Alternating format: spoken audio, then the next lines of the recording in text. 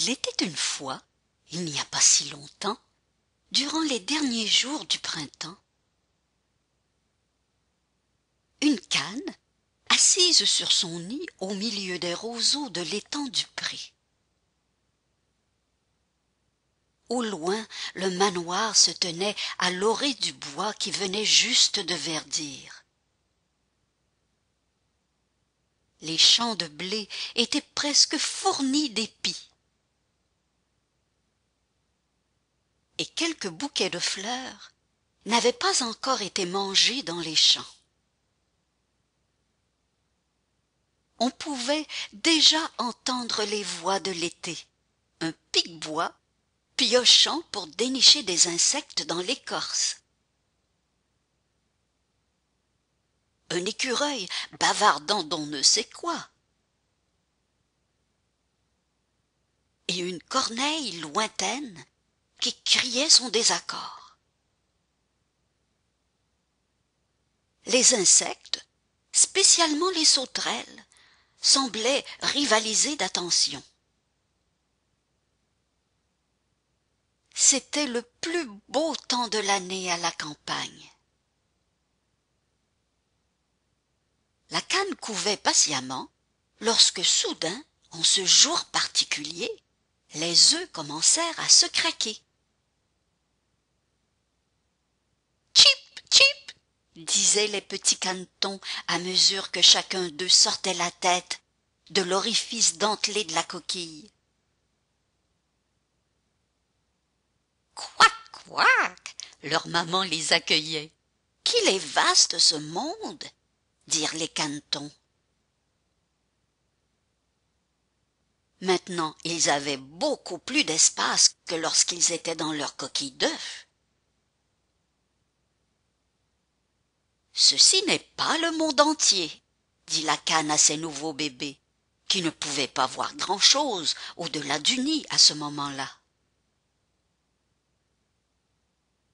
Il s'étend beaucoup plus loin que le jardin et les champs et le bois. J'ai volé au-dessus d'une petite partie, mais je ne suis jamais allé aussi loin qu'il s'étend.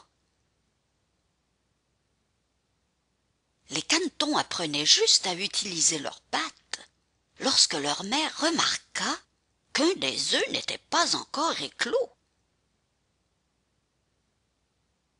Il était plus gros et d'une couleur un peu différente des autres. « Oh chérie, dit-elle, en se repositionnant sur le nid pour garder le dernier œuf bien au chaud. Une voisine plutôt curieuse et pas mal plus âgée vint faire une visite à la nouvelle maman. Elle demanda « Comment ça va ?» « Ce dernier œuf prend tellement de temps, » répondit la cane. « Mais regarde les autres bébés, ce sont les plus beaux canetons que je n'ai jamais vus. » Toutes les nouvelles mamans pensent exactement comme ça de leurs bébés. Ils ressemblent à leur papa, ce coquin. Il vole autour très souvent, mais rarement vient-il me visiter, bien qu'il soit très beau, avec ses plumes bleues et vertes et tout ça. « Fais-moi voir cet œuf qui ne s'est pas encore brisé, » dit la vieille cane. « Oui, je pense que ce pourrait être un œuf de dinde. Je me suis fait avoir comme ça une fois, et j'ai eu des ennuis et des inquiétudes sans fin. Les dindes ont peur de l'eau, et bien que j'ai fait coin-coin et les mordillé sans cesse, ce bébé n'a jamais voulu apprendre à nager. »« Qu'est-il arrivé à la dinde ?» demanda la cane. « Et comment vous a-t-on roulé ?»« Je ne sais vraiment pas comment cet œuf étrange est arrivé là. » Peut-être qu'un blaireau s'est fatigué d'essayer de le briser et l'a laissé dans mon nouveau nid avec mes autres œufs. Ils font cela des fois, à ce qu'on me dit. Qui sait comment les choses arrivent? J'ai soupçonné qu'un de mes autres œufs manquait, mais je ne sais plus où j'en suis. Vous savez, les canes ne peuvent compter. 1, 2, beaucoup. C'est à peu près tout. La vieille cane continua. Mais finalement la dinde alla se balader et la femme du fermier l'amena vivre dans la cour des poulets. Dit la vieille voisine, en regardant l'œuf encore de plus près.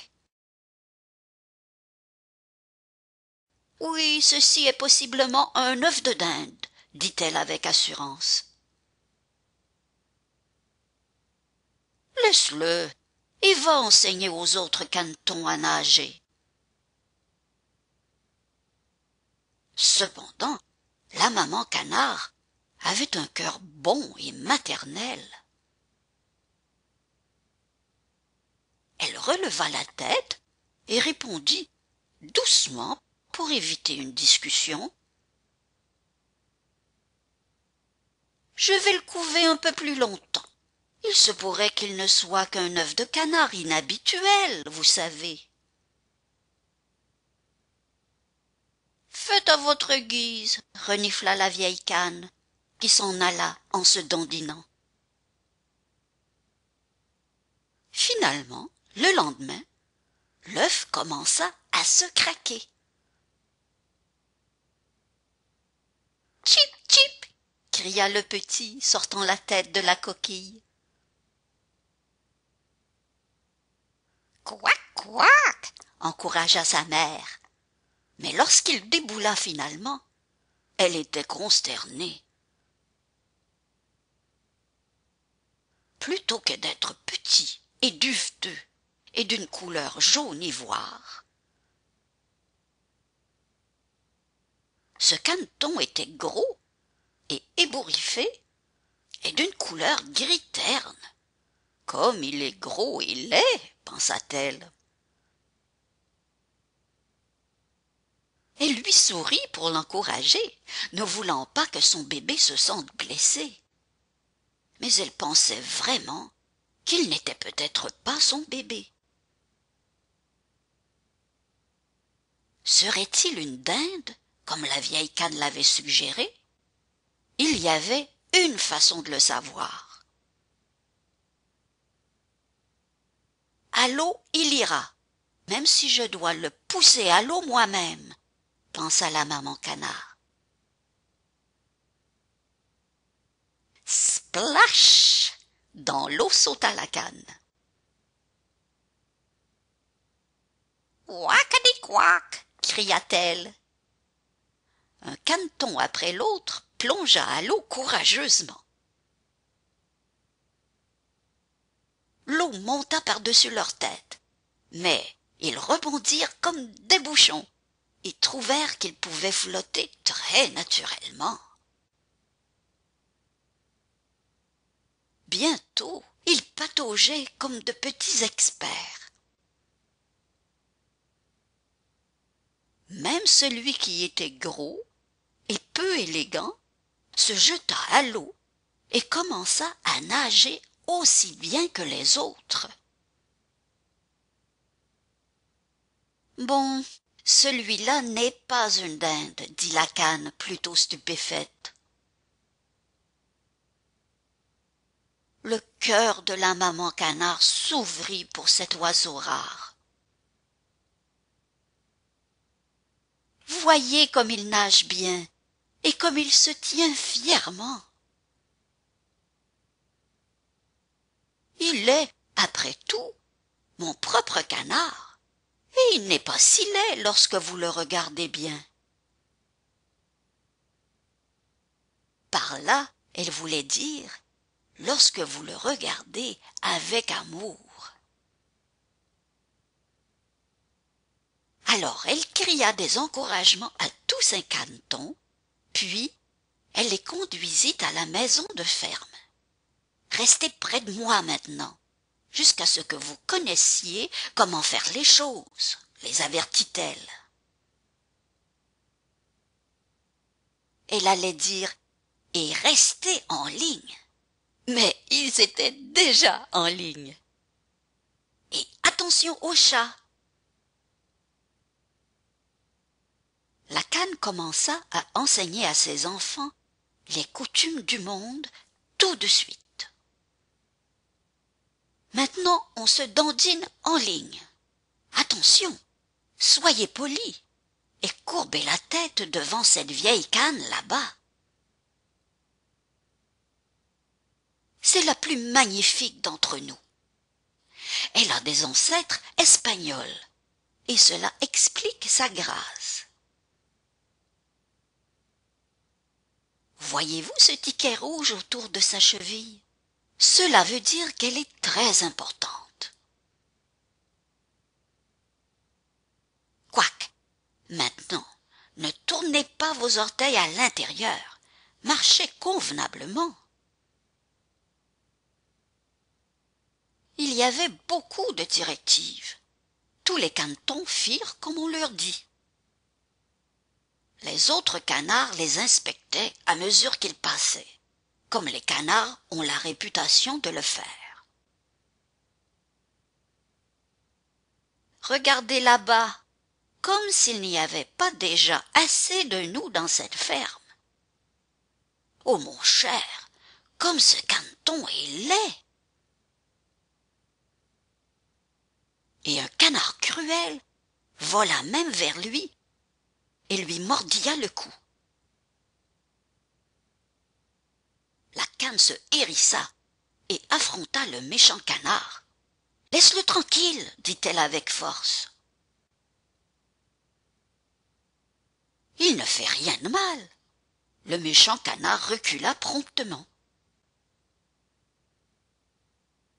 La vieille Cane espagnole décida d'utiliser son influence pour régler le différend. « Que ce sont de beaux canetons !» cria-t-elle. « Ce sont tous de parfaits spécimens, sauf celui-là. » C'est dommage qu'il ne puisse pas être repris, mais ce n'est pas sa faute. La maman Cane était pleine de gratitude pour son support. C'est toujours bon d'avoir une amie dans une situation sociale difficile. C'est vrai, votre grâce, qu'il n'est pas très beau, mais il semble être un bon garçon. Et il nage très gracieusement, encore mieux que les autres. Peut-être qu'avec le temps, son apparence s'améliorera.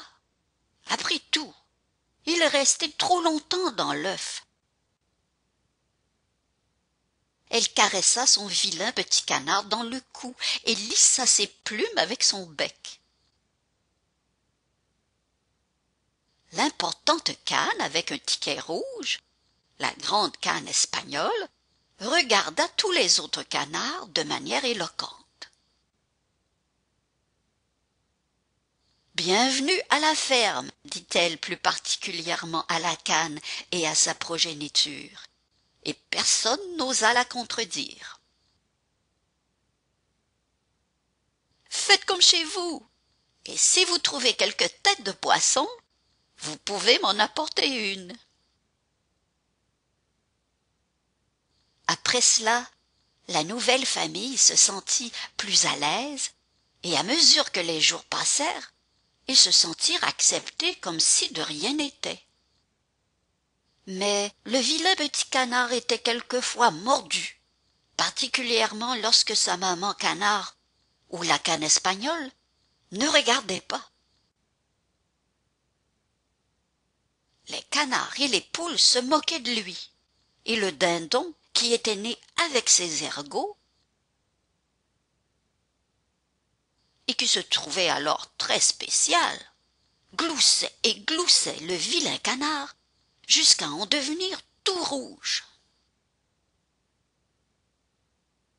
Il était le tyran de la basse-cour. Le fermier aurait pu le mettre à sa place, mais il avait d'autres problèmes. Le pauvre petit canard ne savait pas vers qui se tourner. Il était rejeté parce que tout le monde le trouvait si vilain. Il aurait été très inquiet s'il avait su qu'il l'appelait le vilain canard. Mais il ne se plaignait pas à sa mère, ni à personne d'autre. Il essayait seulement d'être accepté. Les jours passèrent, et l'été devint l'automne. Alors le pauvre caneton fut pourchassé et harcelé, même par ses propres frères et sœurs. Finalement, même sa mère devint impatiente avec lui, ce qui le blessa beaucoup. Un jour, il se sauva. Il sauta et battit des ailes jusqu'à de l'autre côté des haies, apeurant les petits oiseaux qui s'envolèrent avec frayeur. « C'est parce que je suis si laid, pensa-t-il, ne réalisant pas que c'était parce qu'il les avait surpris. » Au coucher du soleil, il arriva dans un grand marais où les canards sauvages vivaient. Il était si fatigué qu'il tomba endormi dans les joncs et y resta toute la nuit. Au matin, les canards sauvages le survolèrent pour inspecter le visiteur. « Quel genre d'oiseau es-tu » demandèrent-ils curieusement.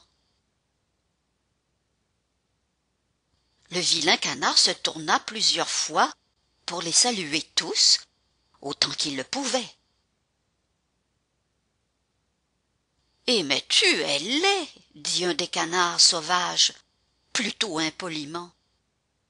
« Mais cela ne nous dérange pas, tant que tu te comportes bien dans notre marais. » Pauvre petit bonhomme, tout ce qu'il avait espéré, c'était la permission de rester dans leur marais et trouver quelque chose à manger dans les joncs ou sous l'eau. Il resta là 2 jours entiers, et les canards n'étaient pas méchants avec lui, mais ils n'étaient pas vraiment gentils non plus. Alors, au matin du 3e jour, 2 jeunes oies sauvages se posèrent sur l'étang.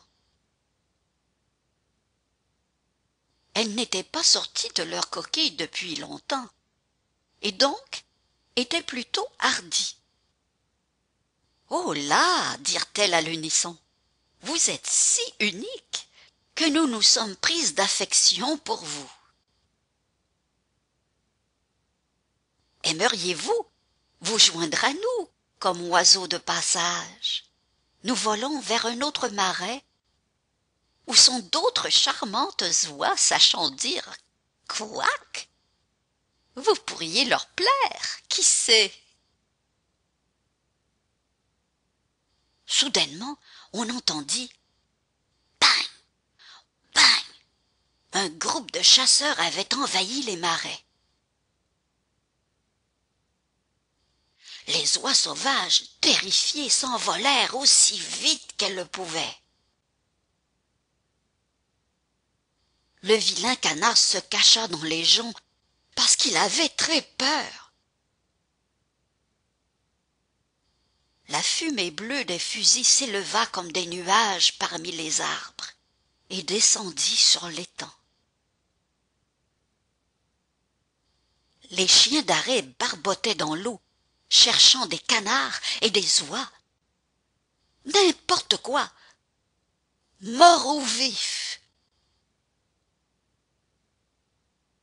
Le vilain canard replia sa tête sous son aile lorsqu'un gros chien, aux dents reluisantes, apparut juste à côté de lui. Mais le chien continua de patauger et s'en alla sans s'arrêter. Qui saura jamais pourquoi?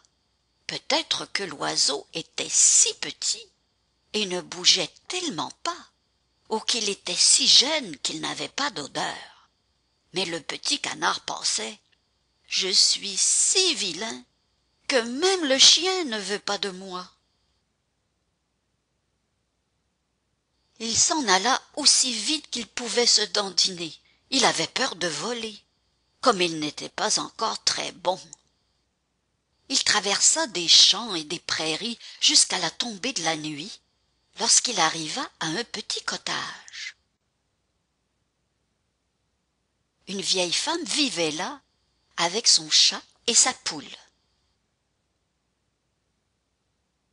Le chat, qu'on appelait Sonny, faisait le dos rond, ronronnait et envoyait des étincelles électriques lorsqu'on flattait son poil du mauvais sens.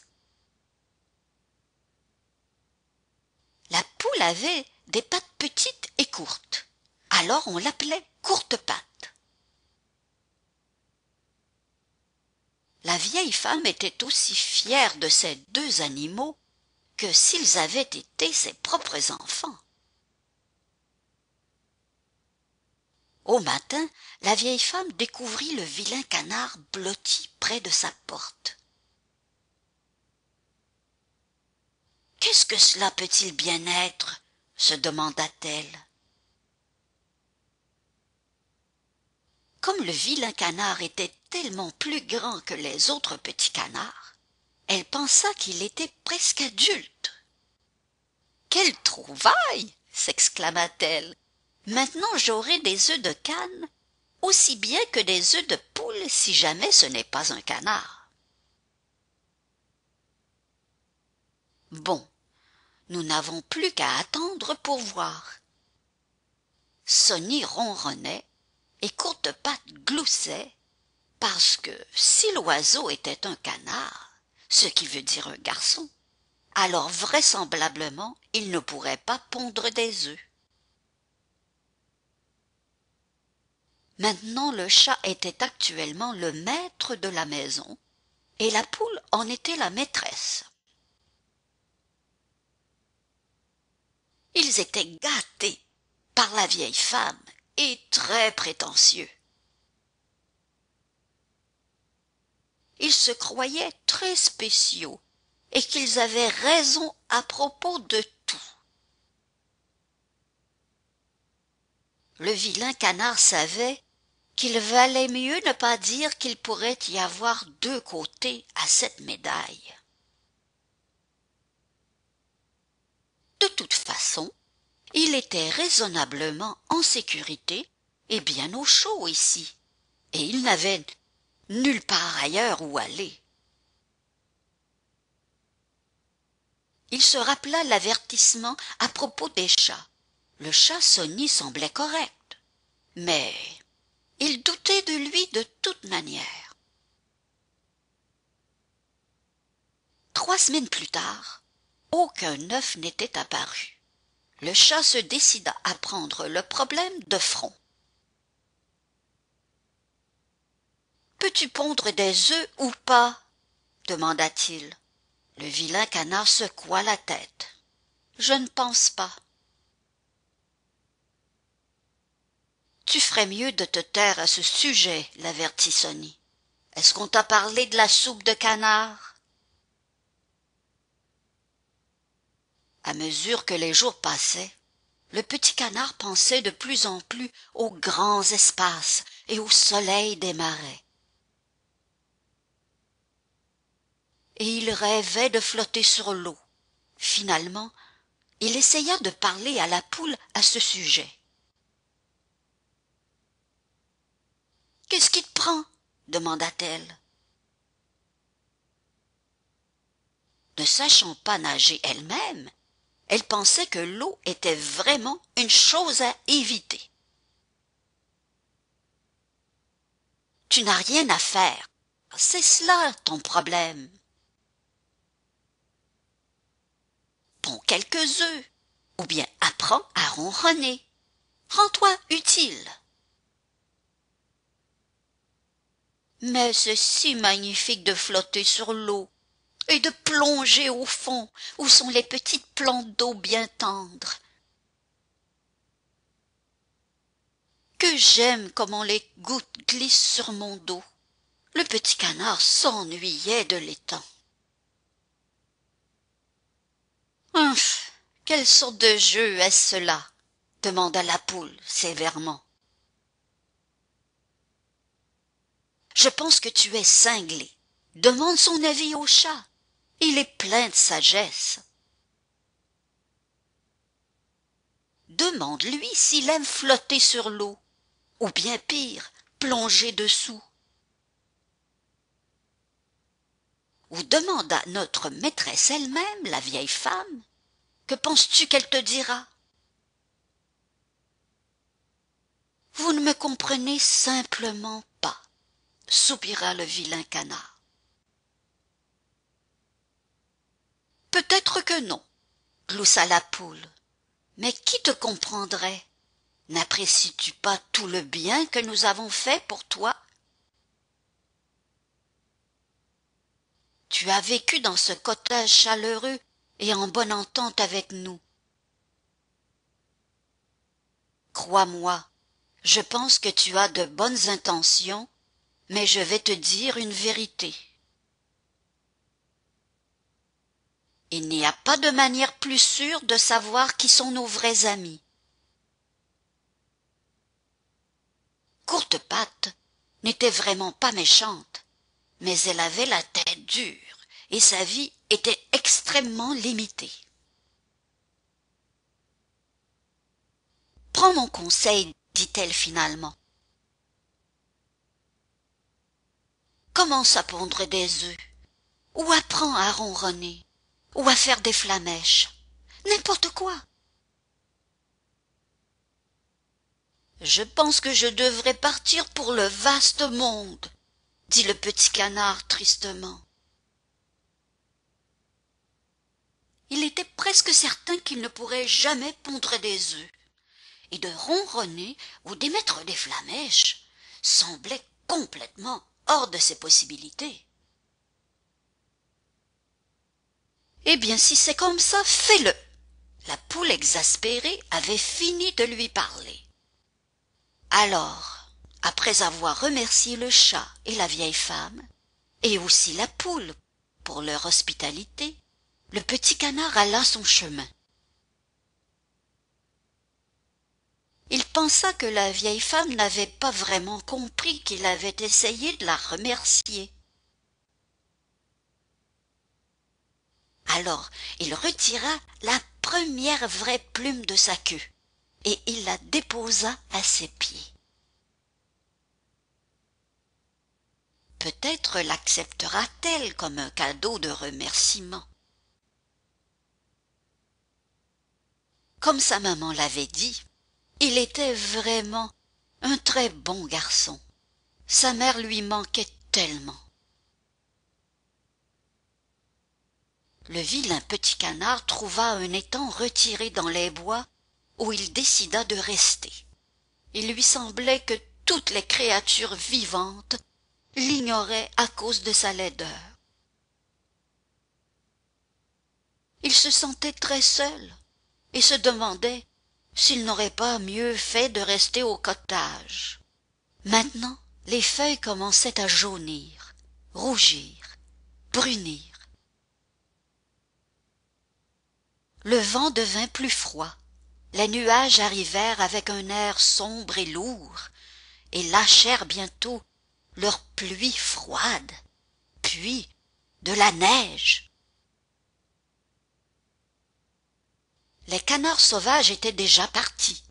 Le petit canard ne savait pas qu'ils étaient partis vers le sud pour sauver leur vie. Il n'avait pas idée où aller, ni quoi faire pour lui-même. Un matin, au soleil levant, une volée de superbes grands oiseaux apparut des fourrés de roseaux. Le petit canard n'avait jamais vu rien d'aussi grandiose. Ils étaient d'un blanc éclatant, avec de longs coups gracieux. Ils criaient de curieuses façons et étendirent leurs magnifiques grandes ailes et s'envolèrent vers des cieux plus chauds. Le petit canard nagea en cercle dans l'eau comme une roue, étirant son long cou vers eux. Puis il lança un cri si perçant et si étrange qu'il fut apeuré par sa propre voix. Il voulait les suivre, mais il n'avait ni appris, ni jamais pratiqué à voler si haut, alors qu'il vivait à la ferme avec le chat et la poule. Les canards de ferme ne volent pas vers le sud, ne volent pas beaucoup tout court de toute manière. Il ne pensa pas qu'il pourrait voler bien loin, même si un puissant instinct lui disait de s'en aller. L'hiver était long et cruellement froid. Le canard devait nager dans l'étang pour empêcher que la glace ne se forme. Mais toutes les nuits, le trou d'eau dans lequel il nageait devenait plus petit et plus petit. Finalement, la glace se referma sur lui dans la nuit noire. Bouger, il ne pouvait plus. Par bonheur, tôt le matin, un fermier sympathisant le repéra sur la glace. Il alla sur l'étang gelé et martela la glace autour de l'oiseau terrifié jusqu'à ce qu'il puisse l'extraire de son tombeau glacé. Puis il transporta le canard à moitié mort jusqu'à la maison où sa femme le raviva par ses soins. Mais le canard avait si peur qu'il battit des ailes tout autour de la maison. Criant de frayeur, brisant des assiettes et renversant le pichet à lait. La femme le pourchassa avec un balai pour le faire sortir avant qu'il ne fasse plus de dommages. Tous ces battements d'ailes le réchauffèrent assez pour qu'il puisse voler un peu plus loin dans les fourrés et dans la nouvelle neige. J'aurais pu rester là, bien au chaud, mais on fait des choses stupides quand on a peur, pensa-t-il, après s'être un peu calmé. Quoi qu'il en soit, le canard réussit à survivre le reste de l'hiver. Il demeura autour des fermes et mangea les restes que les cochons et les poulets avaient laissés, ou n'avaient pas vus, ou peut-être n'avaient pas voulu. Il se protégea du vent à l'abri des granges et trouva de l'eau qui coulait des glaçons. Il ne comprenait pas pourquoi il continuait à vivre, jour après jour, mais il continuait. Finalement arriva le printemps. Le soleil était plus haut dans le ciel et luisait avec plus de chaleur. La glace fondit et l'étang dégela. Le vilain petit canard retourna vers le marais, où il trouva plus de nourriture au cœur des fourrés. Les carouges à épaulettes chantaient dans les roseaux, et de minuscules fleurs ouvraient leurs corolles. Il s'étira et déploya ses ailes, et il n'en revint pas de voir comment elles étaient plus grandes qu'il se rappelait, et plus fortes aussi. Il essaya de les agiter, et, à sa grande surprise, Il s'éleva dans les airs avec un whoosh et presque sans effort. Plus besoin de battre des ailes comme un fou pour s'élever juste un peu.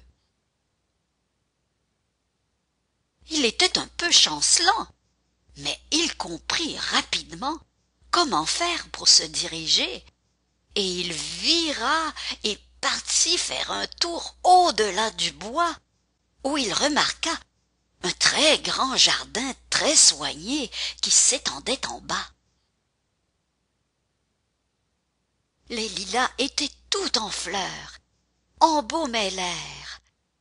Des pommiers étiraient leurs branches au-delà du bord de l'étang du jardin, semant des pétales blancs sur la surface de l'eau.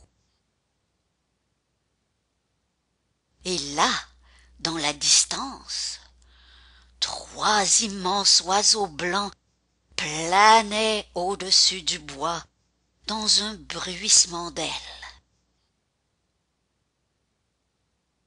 Le vilain canard observa ces oiseaux majestueux, mais fut saisi d'une terrible mélancolie. Peut-être que si je les approche, ils me mettront en pièces, parce que je suis si laid, pensa-t-il.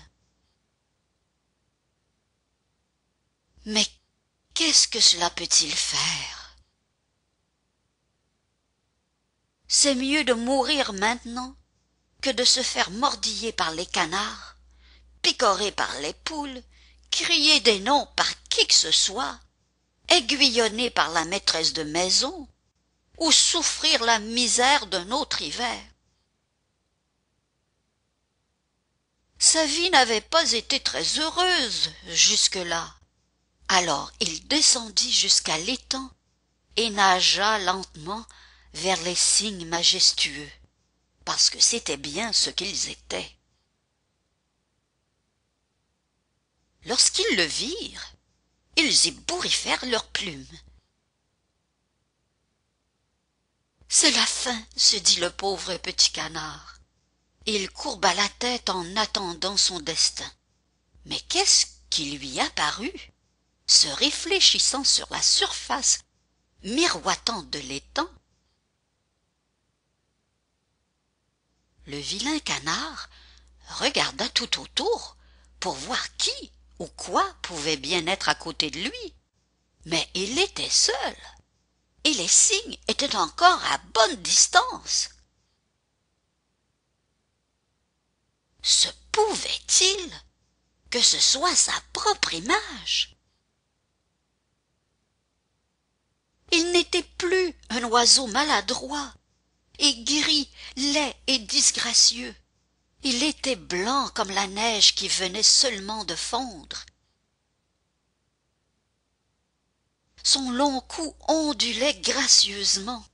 Ses yeux étaient comme des joyaux d'onyx noir ornant sa belle tête. Les 3 grands cygnes nagèrent autour de lui, le flattant de leur bec et murmurant « Bienvenue dans notre jardin, ami !» Il ne pouvait presque pas le croire, mais il lui était très clair maintenant qu'il était un cygne lui-même. Cela n'a absolument pas d'importance si tu es né dans une cour à canards, si tu viens d'un œuf de cygne. Des petits enfants arrivèrent dans le jardin avec du maïs et des miettes de pain qu'ils lancèrent à l'eau. L'un d'eux s'écria « Oh, regardez, il y en a un nouveau !» Les enfants applaudirent et appelèrent leur maman et leur papa pour qu'ils viennent voir. Le plus jeune est si beau, c'est le plus attrayant de tous. Et les cygnes plus âgés sourirent sous cape et baissèrent la tête et lui rendirent hommage. Il se sentit plutôt timide et cacha sa tête sous son aile. il repensa à ses malheurs et à ses souffrances, et sa chance lui sembla d'autant plus merveilleuse. Il ne savait vraiment pas quoi penser. Il était si embarrassé d'être flatté de cette façon. Mais il était, pour la première fois de sa vie, heureux, très heureux. Mais pas orgueilleux du tout, parce qu'un bon cœur ne devient jamais orgueilleux. Enfin, il ne pouvait plus se cacher sous son aile. Il leva la tête sur son cou gracieux et déploya ses ailes au-dessus de l'eau, disant, le cœur plein de joie: je n'ai jamais imaginé autant de bonheur lorsque j'étais le vilain petit canard. Alors, glissant sur l'eau, il s'en alla avec ses nouveaux compagnons vers une vie nouvelle dans le grand jardin. Fin.